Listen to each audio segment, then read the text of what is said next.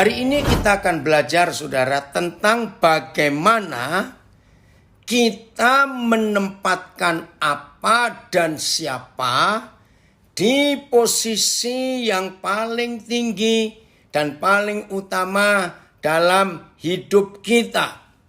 Saya ulangi lagi, hari ini kita mau belajar untuk mengetahui, untuk menanyakan siapa yang kita beri tempat di posisi yang pertama dan terutama dan yang terpenting dalam hidup kita. Nah, kalau kita masing-masing bisa mengetahui apa dan siapa yang ada di posisi terpenting atau posisi tertinggi atau posisi yang terutama di hidup kita ini, nah, dialah yang dengan sendirinya akan mengontrol, akan mengatur, akan menguasai, akan mengarahkan, akan menuntun kita ke arah mana dalam perjalanan hidup kita ini. Ted, terima kasih Bapak kamu hadir. Saya ulangi lagi. Siapa dan apa yang kita beri untuk menduduki posisi atau tempat yang pertama, yang terutama, maaf, yang terpenting dalam hidup kita.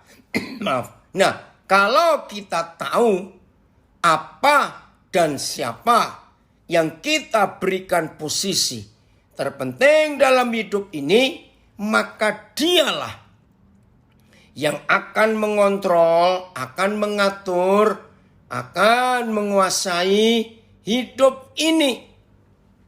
Saudara, saya nggak tahu beberapa di antara saudara yang hari-hari ini dengar cerita. Saya itu aneh. Apalagi selama pandemik ini, saudara. Bulan Januari dan masuk Februari, selama 7 hari Februari kemarin, saya kaget. Masalah terbesar yang dihadapi oleh banyak orang di masa pandemi COVID-19 ini adalah suara-suara aneh yang mereka dengar di pikiran mereka. Saya sampai heran.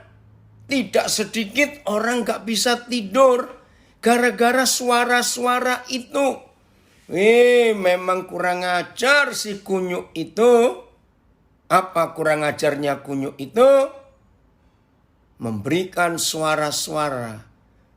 Dan 100% si kunyuk itu memberikan suara-suara yang negatif. Ngeri, saudara. Tadi pagi ada seorang anak, dia masih SMA kelas 1. Nah, terus dia itu lagi makan sesuatu yang biasanya kalau dia makan, aromanya itu menyenangkan dia. Tiba-tiba tadi kemarin sore, dia makan makanan yang sama. Dia kok gak mencium apa-apa. Nah, karena dia terlalu banyak mendengar berita tentang COVID, maka dia memutuskan, aduh, berarti aku ini COVID ini. Karena aku tidak bisa mencium aroma makanan ini yang biasa begitu tajam. Semalam dia gak bisa tidur. Tadi pagi dia telepon, saya tertawa, dia marah.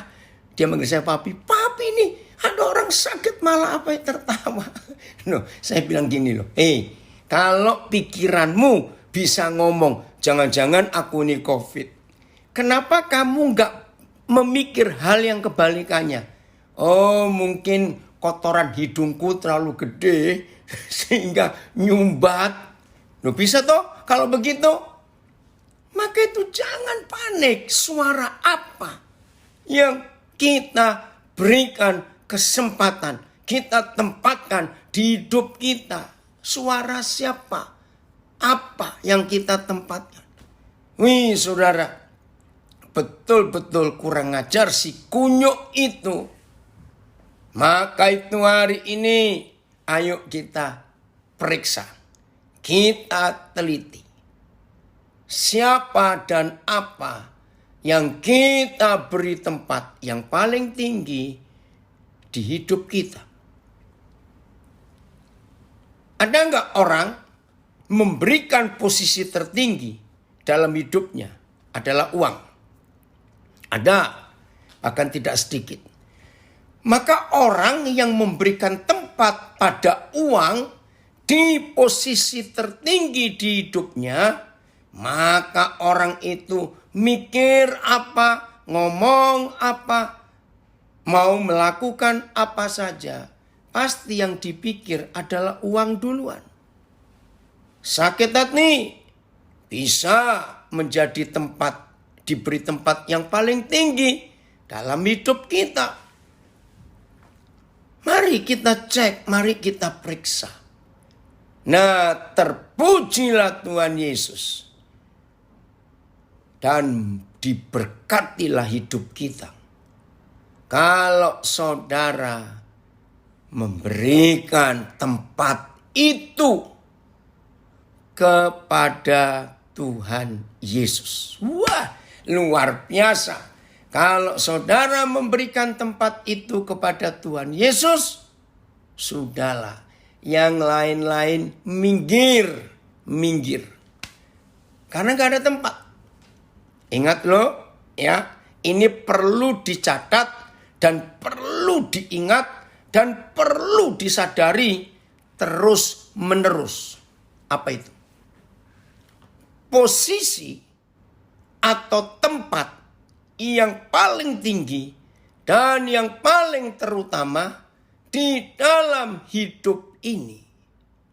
Saya ulangi. Ingat, sadar, catat, satu-satunya tempat. Tempat yang paling tinggi dan yang terutama di dalam hidup kita. Tempat itu cuma satu. Ini yang luar biasa. Saya bersyukur waktu Papa memberitahukan itu. Oh ya, jadi posisi yang paling tinggi di hidup setiap manusia itu hanya satu. Nggak ada dua. Kalau dua bagaimana dong? Siapa yang paling tinggi? Artinya kalau saudara, ya, firman Tuhan itu diberi tempat yang paling tinggi di hidup kita, maka satu-satunya tempat di posisi yang paling tinggi, ya berarti firman Tuhan. Dan Tuhan Yesus ini luar biasa. Oh udah, Yohana, sudah papi ajak saudaramu itu. Nah ini ada tambahan ayat bagus di Instagram. Terima kasih Mario, papi senang sekali kamu ingatkan. Nah ini anak saya Mario nulis Ayub 3:25. Karena yang kutakutkan itulah yang menimpa aku. Dan yang kucemaskan itulah yang mendatangi aku. Ngeri. Ayub 3 ayat 25. Maka itu banyak orang sehat jadi sakit. Karena si kunyuk itu memasukkan suara-suara yang kurang ajar. Saya ulangi Ayub 3:25. Kiriman Mario. Karena yang kutakutkan itulah yang menimpa aku. Dan yang kucemaskan itulah yang mendatangi aku. Saudara, ayo hari ini kita harus dan selalu harus ngecek. Siapa di posisi yang paling tinggi di hidup kita. Dan ingat, posisi itu cuma ada satu kursi. Posisi itu cuma ada satu di hidup semua manusia. Enggak ada dua. Ada enggak orang memberikan posisi itu kepada percabulan? Betul enggak? Ngeri sekali. Kalau sudah begitu, maka itu cek. Apa posisi yang paling tinggi? Nah, saudara, kalau kita pakai apa itu anatomi tubuh manusia, siapa yang paling tinggi dalam tubuh kita? Ya otak ini bukan? Ya pikiran ini. Karena di atas ini gak ada apa-apa bukan? Nah ini loh. Jadi memang pikiran itu. Maka itu di dalam ilmu jiwa, dalam psikologi. Pikiran ini saudara, aduh. Tempat yang ngeri sekali. Bahkan menurut 2 Korintus 10. Ya, ayat yang keempat. Medan perang. Tahu medan perangnya? Itu adalah pikiran. Oke, saya baca ya. 2 Korintus pasal 10. Medan perang itu ternyata pikiran kita.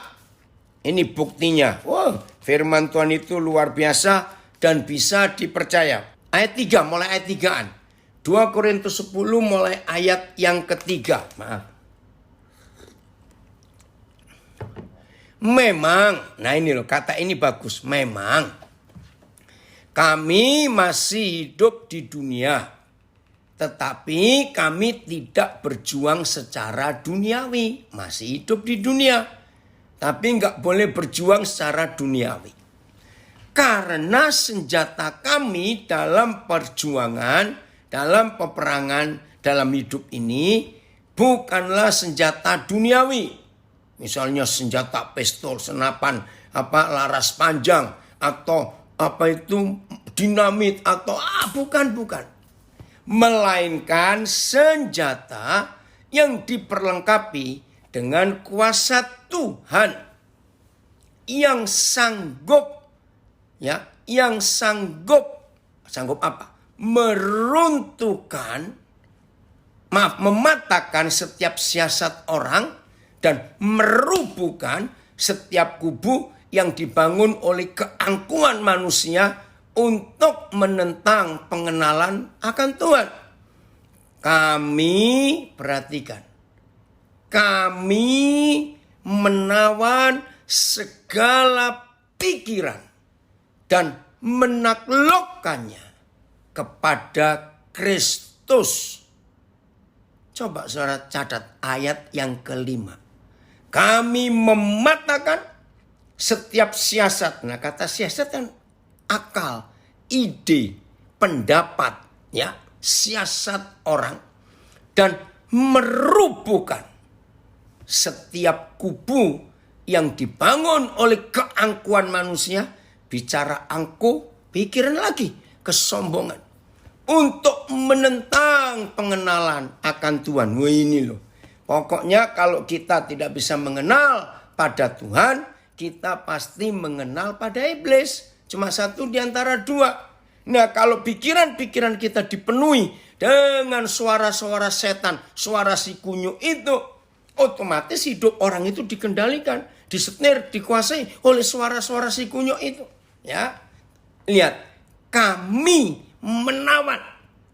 Apa itu kata menawan? Menaklukkan, membelenggu. Siapa? Segala pikiran dan menaklukkannya kepada Kristus. Haleluya. Jadi saudara perhatikan medan tempur, medan perang di hidup manusia itu adalah pikiran kita. Ada komen dari Nabi Re, makasih Maria, ini anak saya. Karena itu berpikirlah yang positif akan segala hal. Jika pikiran positif ada di dalam diri, maka tidak ada tempat untuk si negatif. Betul, Ayub 3:25. Serius saudara. Ya, saya beri contoh. Ya, ini semua mama, khususnya mama. Jangan tersinggung para mama, ibu. Tapi ini terjadi.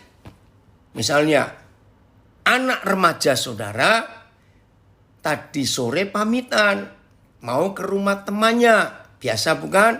Namanya anak. Ya udah. Loh, katanya jam 9 pulang.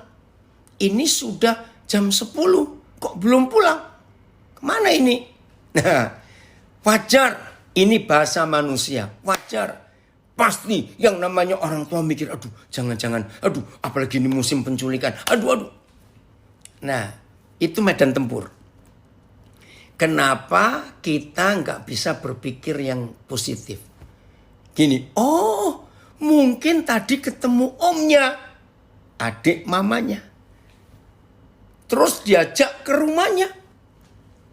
Ya sebelum ke rumahnya, mungkin adik saya, ini adik si mama, omnya, ngajak dia belanja. Wih, mungkin dapat hadiah ini. Ngerti enggak? Mengapa kalau pikiran kita bisa negatif? Kenapa kita tidak mengalihkan, mengarahkan kepada hal-hal yang positif? Nah, di dalam psikologi ada istilah asumsi. Pernah dengar kata asumsi? Ya, asumsi itu jahat, saudara. Berarti positive thinking diajarkan ya di Alkitab sudah ribuan tahun yang lalu. Nah, yang tanya saya nggak tahu siapa ini. Nanti kita lihat dalam Filipi 4 ayat 8. Atau bolehan sekarang buka Filipi 4 ayat 8. Nah, maka itu pikiran ini medan tempur, medan perang, saudara. Yang jahat sekali. Saya sering berkata begini, jangan jadikan pikiran saudara langganan medan tempur iblis. Wih, capek. Kalau ada orang membiarkan, oh kamu toh, anak saya Pak Siombing, kok namamu Ron Bread and Wine. Oh, Bread and Wine, maaf. Filipi 4 ayat 8. Jadi pengajaran ya, motivasi ya, pembicara motivasi, motivator speaker itu ngambilnya dari Alkitab. Karena Filipi 4 ayat 8 ini literatur tertua yang pernah ditemukan manusia tentang positive thinking. Nah, tapi yang diajarkan oleh dunia beda, tidak pakai dasar firman, hanya pakai kekuatan. Dan itu orang dilatih, ngomong terus ya, ngomong terus. Nanti apa yang kamu katakan itu membentuk sesuatu di pikiran. Nah, itu juga kan di Alkitab. Amsal menuliskan, mati dan hidup ditentukan oleh lidah. Maka orang yang berkata positif itu mencetak ya neuron di otak kita. Ya, lalu muncul lagi zat-zat yang lain, endorfin semuanya karena kata-kata kita. Semuanya ada di Alkitab. Ya, jadi hari ini tawan, taklukkan pikiran-pikiran yang negatif. Nah, karena ada yang tanya, saya bacakan. Jadi akhirnya Filipi 4 ayat 8. Jadi akhirnya saudara-saudara, 1. Semua yang benar. 2. Semua yang mulia. 3. Semua yang adil. 4. Semua yang suci. Jangan yang kotor-kotor. 5. Semua yang manis. 6. Semua yang sedap didengar. Woi, jadi dengar. Jangan berita hoax. Berita-berita sampah. Jangan. Yang sedap didengar saja. Itu firman. Keberapa lupa saya. 7. Ya. Semua yang disebut kebajikan. Yang bagus-bagus. Dan yang terakhir. Semua yang patut dipuji. Baca baik-baik firman ini. Pikirkanlah semuanya itu. Sudah jelas papa kita bilang begitu. Nah, untuk saudara dan saya bisa ada menikmati janji papa di Filipi 4 ayat 8. Hanya satu, sikap dan tindakan kita. Posisi yang paling tinggi di hidup kita, saudara berikan kepada siapa? Saya ulangi, posisi yang paling tinggi di hidup saudara, saudara berikan kepada siapa? Nah, siapa itu yang akan nyetir, akan mengendalikan hidup saudara? Didorong kemana, dijongkrokkan kemana, dilempar kemana. Itu semua tergantung posisi itu yang paling tinggi di hidup kita. Saudara berikan kepada siapa? Itu yang menentukan hidup ini akan jadi apa. Terima kasih Bapak, terima kasih. Saudara, yang umum, secara umum. Kenapa orang gila jauh lebih sehat daripada orang waras? Aduh, maafkan saya ngomong ini. Mengapa orang gila jauh lebih sehat daripada orang waras? Karena orang gila itu menghidupi firman Tuhan. Loh, kok bisa? Orang gila itu pikirannya cuma ada di hari ini. Orang gila nggak ingat lagi yang dulu. Orang gila nggak pernah mikir besok. Orang gila itu cuma ada hari ini pikirannya. Maka itu mereka senyum-senyum terus walaupun nggak punya apa-apa. Maaf. Dan betul kata firman, hati yang gembira adalah obat yang manjur. Di dunia ini nggak akan berani perusahaan farmasi sehebat apa saja yang berani pasang iklan. Ini obat yang manjur. Nggak ada. Takut dituntut. Tapi hanya Alkitab. Nah, maka itu fakta. Orang gila. Ya ini kan selama COVID ini kan berseliweran di sosial media. Ya ternyata orang gila itu mungkin nggak ada yang bisa kena COVID. Padahal nggak pernah cuci tangan. Betul nggak? Nggak pakai masker. Loh, fakta loh saudara, maaf. Karena mereka sudah melakukan social distancing dan physical distancing. Karena nggak ada yang mau dekatin mereka. Haleluya. Ya, tapi jangan gila dulu supaya sehat. Jangan, nanti salah mikir begitu. Maka itu konsep pikiran ini loh. Tempatkan Tuhan Yesus di tempat yang paling tinggi. Pasti luar biasa. Itulah yang Tuhan ingin kita lakukan dalam hidup kita. Jadi, Leo, puji Tuhan, Papa senang kamu gabung. Udah lama ini Papa nggak dengar kamu, Leo. Ya. Jelas ya saudara, maka itu kalau kita memberikan tempat, posisi kita, posisi itu kepada yang betul dalam hidup ini, maka kita akan mengalami kemenangan. Oke, kembali Mario berkata semangat yang patah mengeringkan tulang. Kenapa? Karena patah semangat. Apa itu tulang yang kering? Sumsumnya yang kering. Ya. Tapi kalau orang itu bersuka cita senantiasa, wah haleluya. Betul. Jangan jadi orang gila. Jadilah orang yang menjadi kesukaan Papa di surga. Wih, betul. Maka itu, ayo mulai hari ini saudara, jangan salah memberikan satu-satunya tempat yang paling tinggi di hidup kita kepada pribadi yang salah. Jangan hancur hidup ini. Oke, sekarang kita baca Lukas 7, mulai ayat 1 sampai ayat yang ke-10.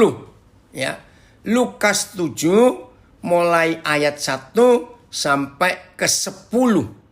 Ya, kita lihat. Nah. Lukas 7 mulai ayat 1 sampai 10. Yesus menyembuhkan hamba seorang perwira di Kapernaum.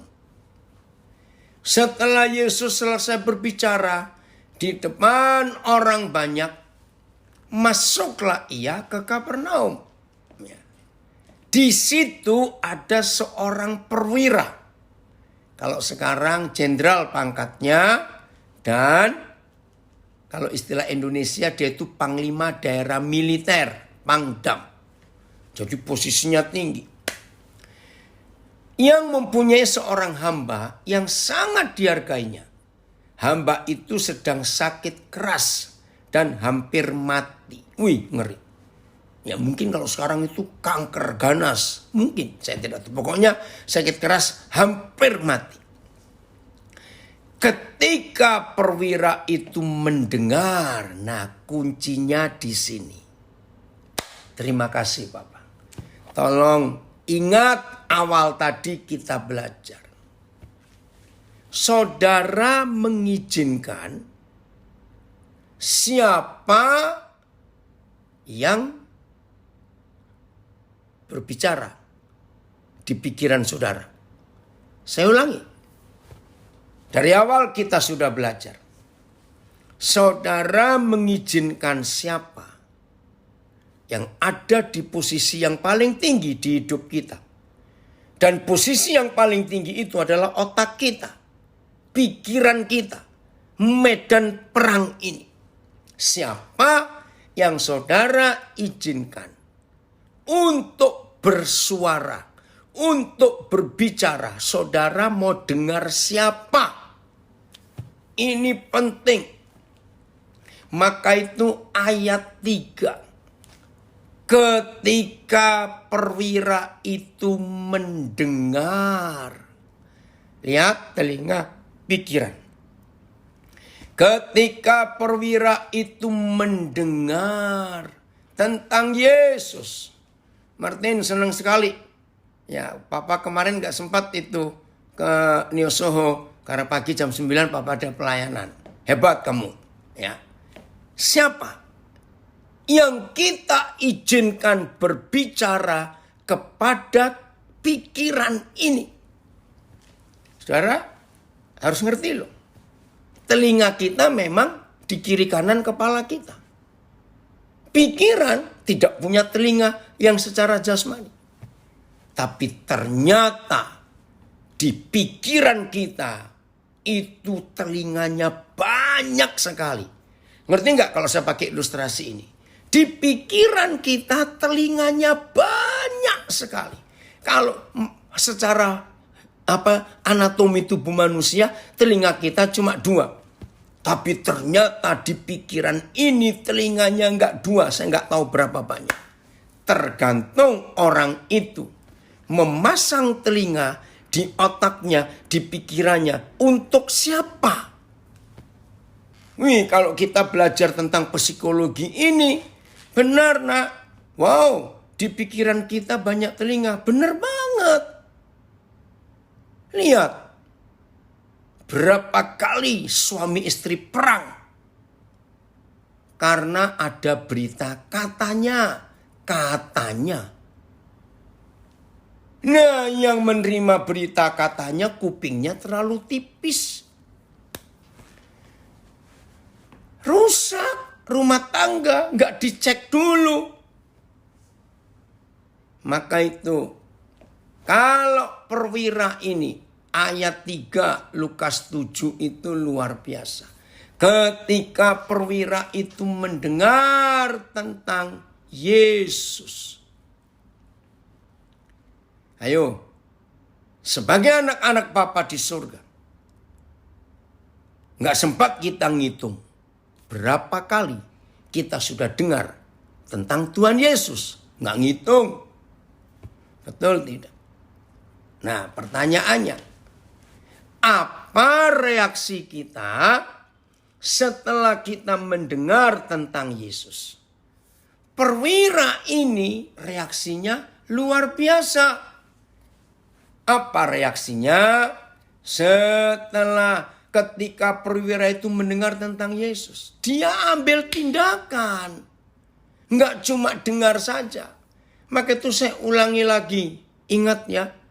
Telinga jasmani kita cuma 2. Tapi telinga di pikiran kita, bisa 20, bisa 30. Terserah orang itu mau menaruhkan telinga berapa banyak di pikirannya.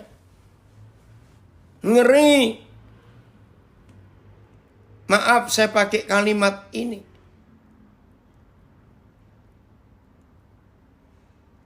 Banyak murid Yesus sulit mendengar suara Tuhan. Banyak toh? Maaf loh saya berkata. Setelah saya belajar kebenaran ini. penyebab utama orang Kristen murid Yesus sulit mendengar suara Tuhan.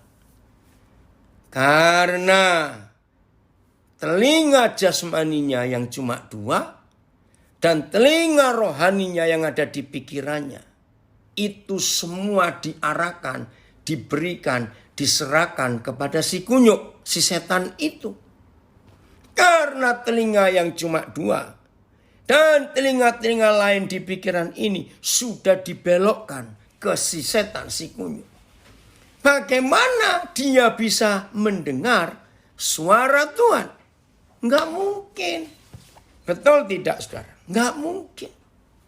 Maka itu jangan marah ya kalau saya berkata.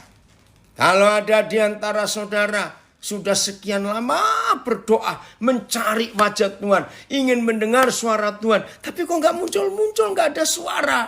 Itu karena orang tersebut terlalu mudah menyerahkan telinganya, baik telinga jasmani maupun telinga rohani kepada si setan.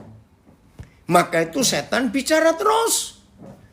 Wahai rekan saya dari tahun 70-an, hamba Tuhan, Pak Agus Endarsa dari Samarinda, senang bisa bergabung. Ngerti ya sekarang saudara? Maka itu posisi tertinggi di hidup kita yaitu pikiran kita. Kita serahkan kepada siapa? Nah, setelah kita menyerahkan pikiran kita, telinga jasmani, telinga rohani kita kepada siapa, maka siapa itulah yang akan terus berbicara kepada kita. Ingat, hobi setan itu suka meneror. Catat itu, teror. Apa itu arti kata teror? Berita yang menakutkan. Berita yang mengerikan.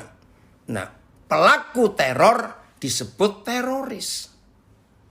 Nah, ternyata teroris itu bukan hanya kelompok-kelompok itu, tidak. Ya, kalau saya pakai istilah Jawa, mbae, tahu kata mbae, neneknya teroris itu, ya si kunyuk itu. Maka itu hanya Tuhan Yesus yang pernah berkata, kalau iya, katakan iya. Kalau tidak, katakan tidak. Lebih daripada iya dan tidak. Ini hanya Tuhan Yesus yang bicara. Itu berasal dari setan. Wih, ngeri sekali. Berasal dari setan. Saya baca ada komen di Facebook. Di pikiran kita telinganya banyak sekali. Betul. Peristiwa yang dulu dan memikirkan dari esok yang belum tentu. Nah itu setan. Sebab itu kita nggak bisa mendengar suara Tuhan. Betul. Jadi sering orang bertanya kepada saya, Koden kenapa begitu gampang mendengar suara Tuhan? Ya karena saya nggak mau berikan telinga saya ke yang lain-lain. Kemarin saudara, saya diajak oleh anak-anak saya. Ya sebetulnya saya itu nggak pengen beli tas. Tapi berapa hari ini tas yang saya bawa, tas saya Papua, nggak tahu kena apa. Itu di bagian gantungannya, lah ini kok bisa begini, kenapa? Saya merasa nggak ada yang, ya udahlah. Itu sudah berapa hari. Nah akhirnya waktu anak saya, dia cari sesuatu, saya ikut, loh ini kok ada, ya lumayan lah untuk ganti sementara. Harganya cocok. Nah yang melayani, Roh Kudus bicara kepada saya. Akhirnya saya minta nomor HP-nya. Nah setelah itu saya diajak makan oleh mereka. Ternyata pelayan di toko itu balas WA saya. Saya bacakan WA itu ke beberapa anak-anak saya yang ikut. Mereka itu heran. Lu kok cepat sekali? Mereka tanya, Papa ini kapan ngomong dengan dia? Loh, masuk kamu gak lihat? Lu ya lihat sih. Nah itu loh saya bilang. Jadi Papa nggak cuma ngomong masalah barangnya, masalah harganya. Di situ Papa ngomong tentang sesuatu yang Papa rasakan. Karena Roh Kudus bicara tentang masa lalu anak ini. Dia betul-betul kaget. Kok saya bisa tahu? Maka itu saudara, mulai hari ini, jangan beri telinga kita kepada siapa saja, kecuali kepada Bapa di surga. Pokoknya kalau saudara sudah bisa menempatkan Yesus yang adalah Tuhan di posisi yang paling tinggi di hidup kita, hidup ini aman. Hidup itu aman. Ya, kalau kamu sadar telingamu banyak, ayo semua dipotongi terus digoreng hari ini ya telinganya. Kembali ke Lukas 7. Saya akan lanjutkan ayat 3. Ayat 3. Ketika perwira itu mendengar tentang Yesus. Perhatikan itu. Ya, ketika perwira itu mendengar tentang Yesus, ada tindakan. Nah, begitu pula kita. Begitu pula kita. Mendengar tentang Tuhan Yesus, kita harus ada tindakan. Aktif. Maka itu kitab Yakobus berkata, iman tanpa perbuatan itu mati. Nah, kalau perwira ini hanya mendengar saja tentang Yesus, tetapi tidak ada tindakan, dia nggak akan ngalami apa-apa. Ya, sekali lagi. Ketika yang baru gabung Lukas 7 ayat 3. Ketika perwira itu mendengar tentang Yesus, ini tindakannya. Ia menyuruh beberapa orang tua-tua Yahudi kepada Yesus untuk meminta supaya ia datang dan menyembuhkan hambanya. Lihat Landri, terima kasih Papa, kamu gabung juga. Puji Tuhan nak, bisa belajar. Nah, saudara lihat ayat ini. Bukankah saudara dan saya enggak tahu berapa ribu kali mendengar tentang Yesus lewat firman-Nya? Nah, kalau ada orang yang ribuan kali mendengar tentang Yesus, tetapi enggak ada action-nya, enggak ada tindakannya, percuma. Yang kita dengar tentang Yesus tidak akan berdampak apa-apa di hidup kita. Apalagi sudah mendengar tentang Yesus, tetapi telinga-telinga yang lain di hidup kita berikan kepada setan. Hoaks-hoaks itu, neneknya si pembohong itu. Hancur hidup iman orang itu. Karena firman Tuhan tidak dapat tempat yang terbaik di posisi yang paling tinggi ini. Maka itu saya suka ayat 3. Ketika perwira itu mendengar tentang Yesus, ia bertindak. Apa tindakannya? Menyuruh beberapa orang tua-tua Yahudi datang kepadanya. Itu tindakannya. Nah, apa tindakan saudara? Saya beri contoh.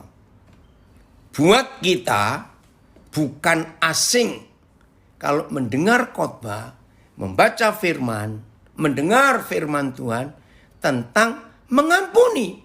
Nggak asing. Loh, betul tidak? Karena itu sudah sering kita dengar kok tentang mengampuni. Nah, untuk itu pertanyaannya, kalau saudara sudah dengar tentang pengampunan, pertanyaannya, apa action saudara? Apa tindakan saudara? Itu penting. Nah, kalau dengar pengampunan, dengar saja. Saudara nggak bertindak ketika diingatkan oleh Roh Kudus bahwa saudara belum mengampuni seseorang. Ya, firman yang saudara dengar itu nggak akan punya efek, nggak akan punya dampak di hidup saudara karena saudara cuma dengar, tidak ada action. Maaf ya saudara, semua kita pasti menyadari. Kenapa ya? Kalau setan ngomong, manusia itu kok cepat bertindak. Lihat para pembunuh. Lihat para penjahat. Bahkan berapa orang yang bunuh diri. Dan ada yang gagal bunuh diri. Mereka bilang ada suara, lompat kamu, lompat kamu. Dengar.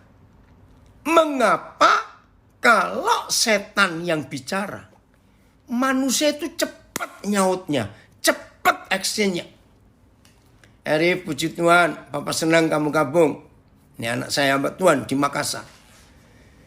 Saudara, lagi sekali, jangan tersinggung saya ngomong ini. Kalau ada orang bisa berbuat jahat dengan mudah, maaf. Kalau ada orang bisa berbuat jahat dengan mudah, itu karena suara di tempat yang tertinggi di hidupnya yang memerintah dia untuk melakukan kejahatan. Dah gitu saja. Maka itu saya ngomong lagi. Kenapa sih kita ini? Kalau setan yang ngomong, maaf, setan yang memerintah. Kenapa kita cepat melakukan yang namanya manusia ini? Betul tidak, saudara? Coba bayangkan kalau itu dibalik. Bagaimana semangat manusia untuk melakukan suara setan, action. Itu dibalik secepat itu kita melakukan suara Tuhan yang masuk di telinga jasmani maupun masuk di telinga pikiran kita. Nggak apa-apa, uji telat bisa didengar lagi lewat Facebook, Instagram. Guten Morgen, Olin. Ini anak saya dari Berlin, dari Jerman. Ya, belajar firman pagi-pagi. Ya. Masih subuh ya di sana, jam 4 ini kira-kira. Ngerti ya sekarang saudara? Ya. Ada komen di IG. Mendengar firman Tuhan, merenungkannya, dan minta kekuatan Papa untuk melakukan firman itu. Betul. Dari Nabi ada komen. Karena manusia sulit mengalahkan hawa nafsu daging. Ya harus, jangan bilang sulit. Hari ini kita ambil keputusan. Ini yang Tuhan ingin supaya kita bisa menjadi pelaku firman, aktor. Dari kata action, orangnya adalah aktornya. Oh, luar biasa. Puji Tuhan, ini ada suara kita dari NTT. Terima kasih firman ini menjadi rema bagi kami selama 2 minggu ini. Puji Tuhan. Maka itu harus mau tidak mau. Ya, periksa suara siapa yang sering masuk di telinga jasmani dan telinga pikiran. Suara siapa? Jahat setan itu. Lukas 7 ayat 4 sekarang. Nah, kita akan belajar bagaimana perwira ini menempatkan Tuhan Yesus. Mereka datang kepada Yesus dan dengan sangat mereka meminta pertolongannya. Katanya, saya nggak usah baca. Terus ayat yang ke-6. Nah, ini kisah sesungguhnya. Ayat 6. Lalu Yesus pergi bersama-sama dengan mereka. Pergi. Ya. Karena diminta toh datang tadi, ya dia pergi. Ya. Terus ketika Yesus tidak jauh lagi dari rumah perwira itu. Enggak jauh. Ya. Ini yang luar biasa. Perwira itu menyuruh sahabat-sahabatnya untuk mengatakan kepadanya. Saudara lihat, apa yang diminta? Tuhan. Nah, ini yang mengagetkan. Tuhan. Saudara, jangan dianggap Tuhan itu panggilan terhormat untuk laki-laki. Tidak. Saudara cari terjemahan bahasa apa saja.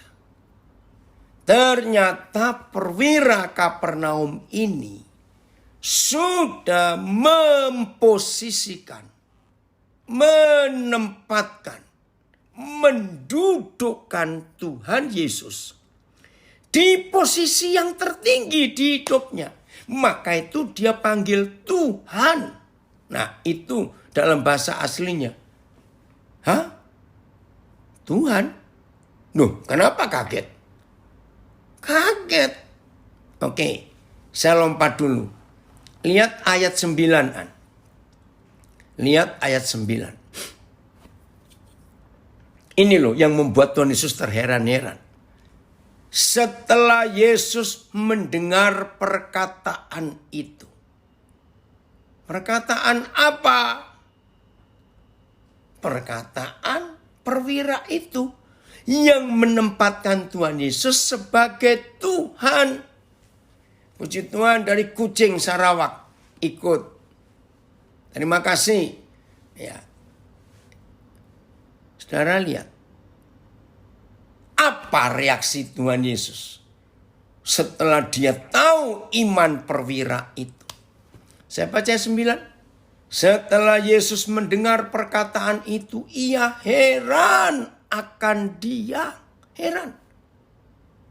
Dan sambil berpaling kepada orang banyak yang mengikuti Yesus. Tuhan Yesus berkata, ini loh, dengar ya. Aku berkata kepadamu, iman sebesar ini. Bukan belum pernah. Kalau belum, berarti mungkin di tempat lain di Israel ada orang yang punya iman seperti itu. Tapi Tuhan Yesus menegaskan, aku berkata kepadamu, iman sebesar ini tidak pernah aku jumpai sekalipun di antara orang Israel.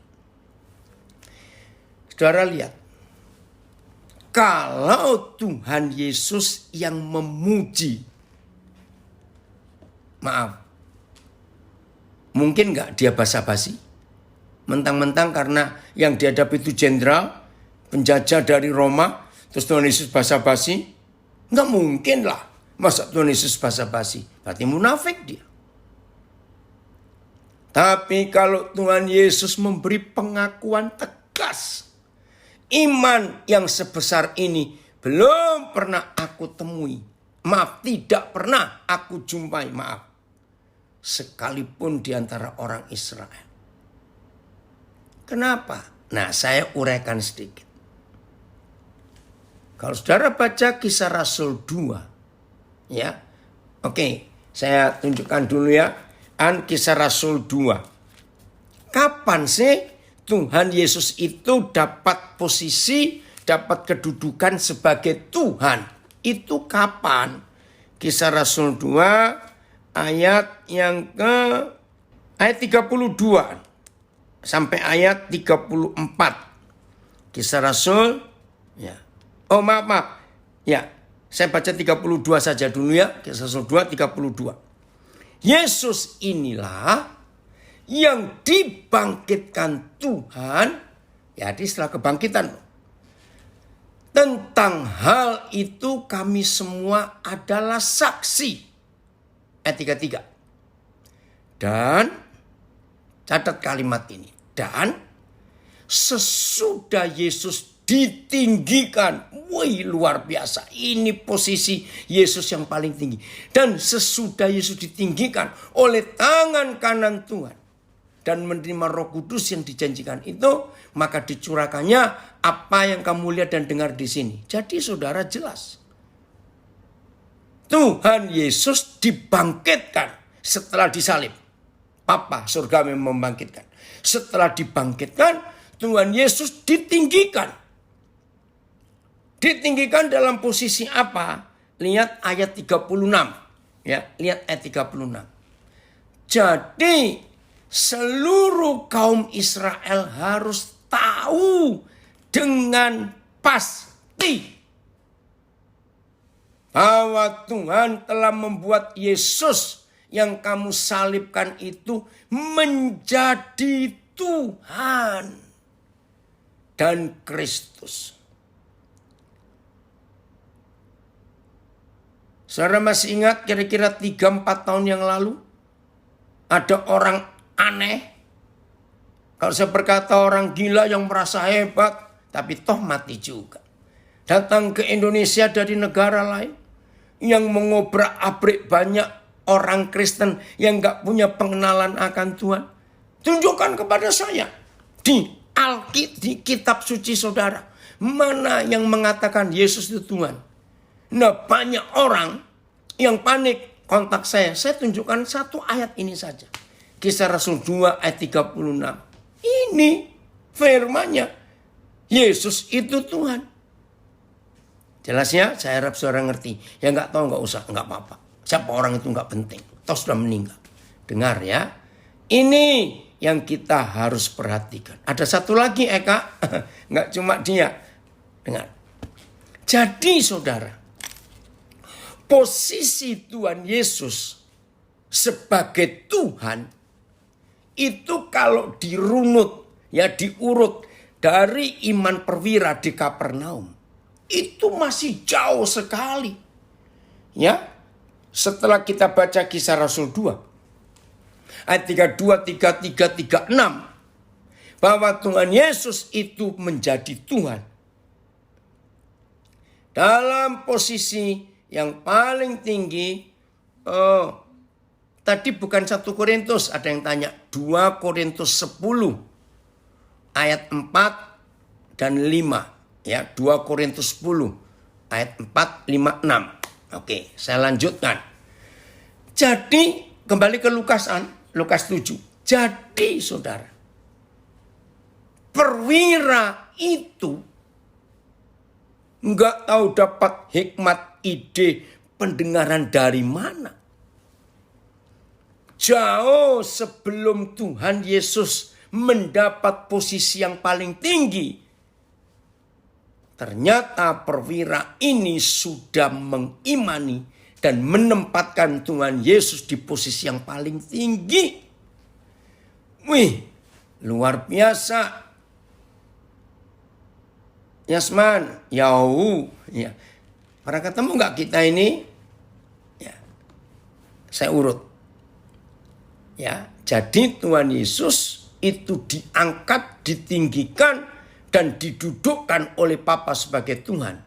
Itu setelah dia naik ke surga. Nah, waktu Lukas 7 ini terjadi, Tuhan Yesus itu belum ada apa-apanya. Berarti Tuhan Yesus belum ditangkap. Kan ditangkap dulu.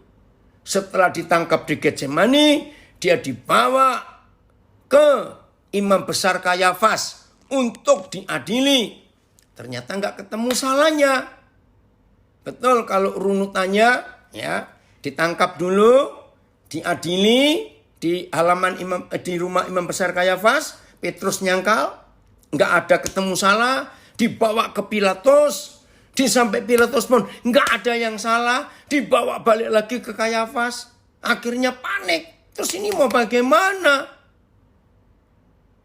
Akhirnya Yesus diserahkan kepada algojo untuk disiksa. Dan kita tahu film The Passion of Christ.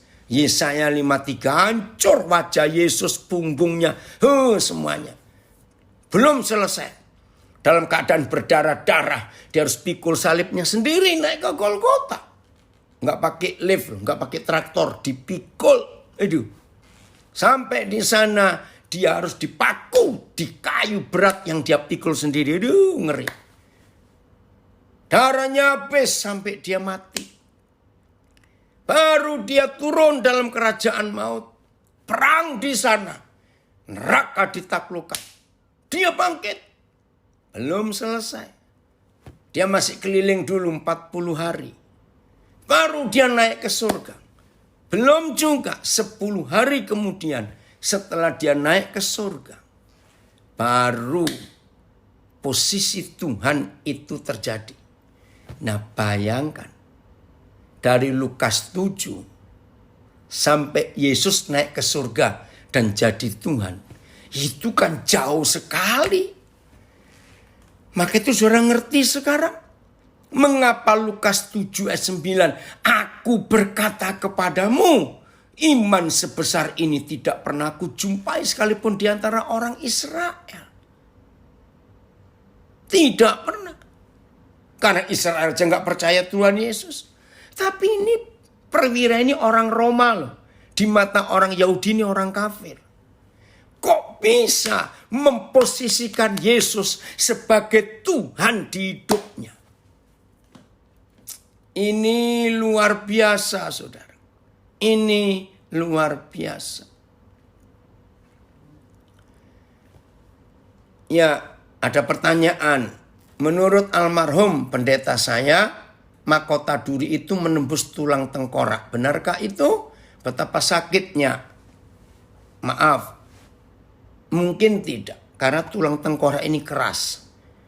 Duri yang dipakai itu nggak akan bisa nembus. Tapi memang tetap sakit. Walaupun nggak nembus. Walaupun nggak percaya, jangan dicoba. Maaf. Ya, ngerti ya?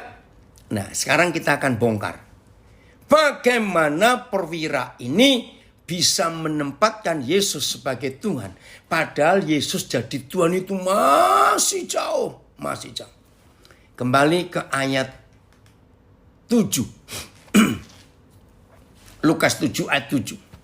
Sebab itu aku juga menganggap diriku tidak layak untuk datang kepadamu. Yesus gak layak aku. Tetapi katakan saja sepatah kata, maka hambaku itu akan sembuh. Woi, dahsyat, dahsyat. Terima kasih Tuhan. Biarlah ayat 8 mencelikkan mata kita semua. Dengan mengerti dari awal tadi. Ingat, telinga jasmani cuma 2. Kiri kanan. Tapi telinga di pikiran kita. Tergantung, saudara mau tempatkan 1000 telinga? Aduh, jangan 1000 telinga. 1 telinga di pikiran kita aja. Kalau si kunyuk ngomong terus, bisa mati bunuh diri itu orang. 1 telinga saja. Apalagi banyak telinga di pikiran, bodoh orang itu. Lihat ayat 8. Sebab aku sendiri seorang bawahan, prajurit. Yang ngikuti pelajaran kemarin sore, waktu saya ngajar dengan gereja di Hong Kong, masih ingat ya? Roni, kamu ingat itu pertanyaanmu kemarin, Ron? Sistem militer itulah yang dipakai oleh Tuhan Yesus. Ron, Papa nggak tahu kamu masih ada di IG atau tidak. Sistem militer itu yang dipakai oleh Tuhan Yesus.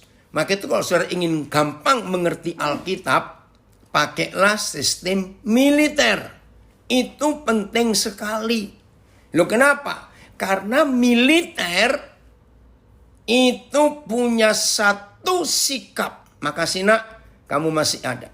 Militer itu dalam hukumnya prajurit hanya punya satu sikap. Selalu berkata, siap laksanakan. Dalam militer, prajurit tidak boleh membantah. Sesakit apa, seberat apa situasi yang dialami oleh prajurit, maka ini dia harus siap laksanakan. Nah, puji Tuhan Eka, jadi sebelum kakak ipar dipanggil Tuhan, kamu sudah memberitakan Injil itu. Puji Tuhan, ya, full loyal, betul, Senta itu militer, hormat. Nah, ini anak saya yang tanya, karena papa mertuanya itu mantan jenderal. Ya. Bahkan pernah 3 kali jadi gubernur. Ini yang luar 4 kali ya, karena 2 kali ya di Sulawesi Utara, lalu di Maluku, Ambon, lalu di Maluku Utara. Nah, lihat ini sistem militer. Ayat 8. Sebab aku sendiri seorang bawahan. Jadi dia ini prajurit walaupun dia jenderal. Sebab di atas dia ada kaisar.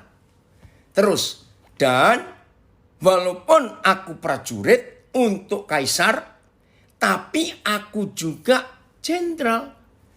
Yaitu di bawahku ada pula prajurit. Jika aku berkata kepada salah seorang prajurit itu, pergi. Nggak mungkin. Maaf jenderal, istri melahirkan. Maksudmu? Maaf, ayah meninggal. Nggak ada, prajurit tidak boleh. Maaf, anak mati pun. Maaf, kalau jenderal memberi perintah, tidak ada excuse, tidak ada alasan. Saudara, ini yang luar biasa. Saya ulangi ayat 8. Ini kuncinya. Maka itu kalau saudara, ya, apa yang Tuhan perintahkan dan saudara lakukan, hasilnya luar biasa. Sebab aku sendiri seorang bawahan dan di bawahku ada pula prajurit. Jika aku berkata kepada salah seorang prajurit itu pergi, maka ia pergi. Dan kepada seorang lagi datang, maka ia datang.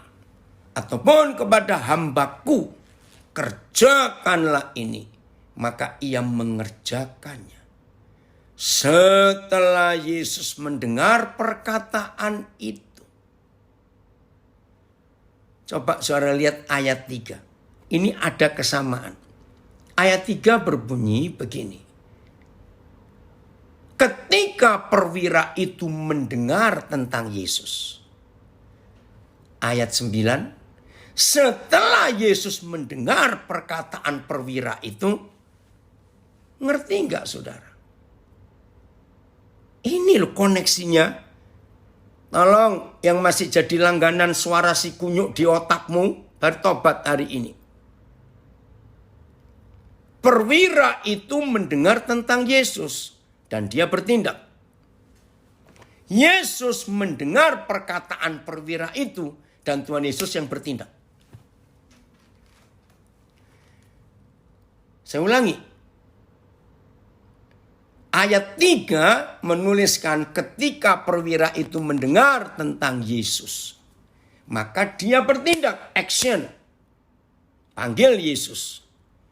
Tapi setelah Tuhan Yesus mendengar perkataan perwira itu tentang imannya, tentang penundukan dirinya atas perintah komandan, Tuhan Yesus pun bertindak.